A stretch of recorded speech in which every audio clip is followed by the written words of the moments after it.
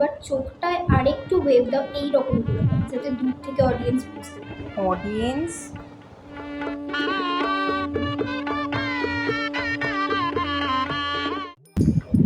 ঠিকই আছে, কিন্তু তুমি তো পুরো চুলটা দিয়ে খোপা করে দিলে, বিনুনিটা তো কই করলে না।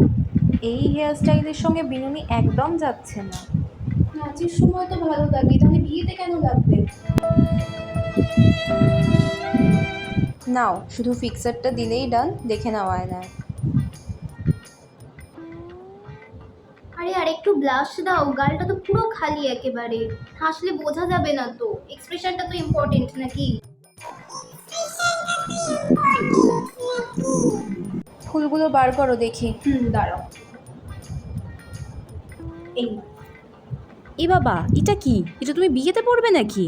যাও আগে ঠিকঠাক ফুল নিয়ে এসো, নাহলে বিয়ের মালা থেকে ছিঁড়ে নিয়ে এসে পরাবো। যাচ্ছি যাচ্ছি।